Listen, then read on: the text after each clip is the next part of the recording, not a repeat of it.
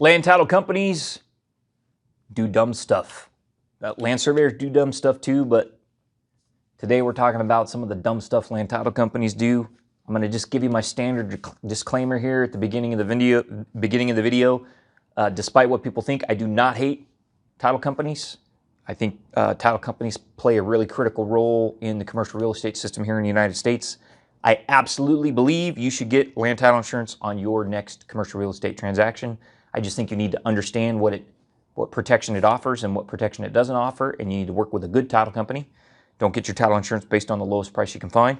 And for the record, I know that land surveyors also do dumb stuff. So I'm not picking only on title companies. Land surveyors also do dumb stuff, and I talk about that in some of my other videos. But if you're going to be involved in commercial real estate as a broker, an investor, a banker, an appraiser, you need to understand the kind of stupid stuff that title companies do. So we're going to tell you about a story. This is a true life story. Happened to me a few years ago. This was on a student housing project in Central California. We had multiple student housing buildings that were being put on this parcel. The parcel was shown on an old survey. Our survey might have been 60 or 70 years old. It was adjacent to some railroad right-of-way on one side. Our survey, the old survey of our parcel showed adjacent to the existing railroad right-of-way, there was a 200-foot strip of former railroad right-of-way that had been quitclaimed to our predecessor in title. So the railroad was originally given a very wide strip of land. They didn't need it all, so they had quitclaimed 200 feet of that back to the adjacent landowner, and it was now part of our subject parcel. So I go out, I do my boundary survey, I do my topographic survey. My civil engineer that I was working for laid out the improvements on the site. We did the design. The architect did their thing. This project gets all the way through design and entitlement, and the developer decided to sell. So they weren't going to build, they were going to sell and let somebody else build. And they go to sell, and the land title company said, sorry, but we can't provide you land title insurance for that 200-foot strip that was quitclaimed. The reason why, they said, is the railroad right-of-way was granted through a congressional grant, and the railroad didn't have the authority to quitclaim that back to the private adjoiner. The only way to get rid of that railroad right-of-way was through another act of Congress, a subsequent act of Congress. So needless to say, that caused a lot of problems. Now we have a project that was entitled, there's a design, the developer's ready to sell to the builder, and the title company says, hey, no dice, we're not going to insure this. We're not going to insure the 200-foot strip.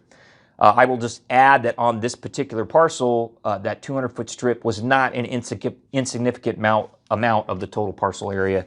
It was probably 20% of the total parcel area, just the way the parcel was configured. So this was dumb. Why was this dumb? Why was this a dumb thing for the title company to do? I'm going to give you 4 reasons why it was really dumb for the title company to do this. Number 1, the 200-foot strip was included in not only the land description of my deed, but also in the land description of the insured parcel that was in the title report. Number 2, the land title company waited way too long to raise this as a potential issue. If they weren't going to insure that 200-foot strip, that should have been brought up way early in the transaction, in the project process, not when we were all done and the developer was ready to sell to the builder. Number 3, the land title company offered no good solutions on how to fix this. Their answer was go talk to Congress. Right?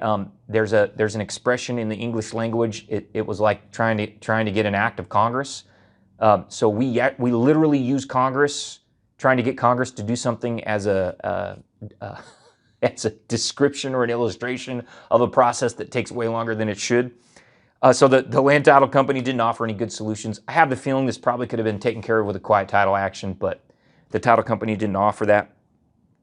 And to make matters worse, the land title company had insured that same 200-foot strip in the previous transaction. So when our developer bought the property, it was the same title company, and they had insured for him. So they had insured when he bought, but they wouldn't insure now when he was going to sell, and that was a problem. So what was the result? What happened in this story? Well, it was kind of a mess, but after a while, we made a compromise with the title company. We moved the buildings outside of the 200-foot strip, and the land title company agreed to insure the full parcel. Now that did involve some redesign for my team, and I bear some of the blame here because I didn't pick up on the fact that that was a congressionally granted right-of-way when I did the boundary survey. and I should have. I could have potentially raised that issue earlier in the process. So how did this, how did this happen? This was a bad deal, right, for everybody involved. How did it happen? Well, like I said, I overlooked the fact that it was a congressional grant, right away from a congressional grant, and the title company didn't really pay attention until somebody wanted to place a couple of multi-million-dollar buildings in that 200-foot strip. As soon as they realized that was going on, they took a lot closer look at the title insurance policy on this project, and then they wanted to start making carve-outs. And at the end of the day, what basically happened is my developer said, "Hey, if you don't insure this, I'm going to sue you. I'm going to file a claim because you insured it when I bought. So you have to insure it now when I sell." And the title company said, "Yeah, you're right. We've got mud on our face here. We're going to go ahead and insure it, but let's work with the engineer to get the buildings out of that 200-foot strip." So it was resolved without a lawsuit, but it could have been really bad, could have been really messy. So again, I don't think the title company did a great job in this situation, right? This was dumb. They created a lot of problems. If they had done their job right in the very beginning, this could have been avoided. We could have not had to have redesigned and moved those buildings. So sometimes title companies aren't paying attention and they do dumb stuff. So one of the things I've learned in the last 10 years is you got to do a good job managing your title company. If you're the boundary surveyor or the project manager or the developer, you have to manage your title company, make sure they're paying attention, and make sure they're doing their job. That's important because land title issues can derail a development project.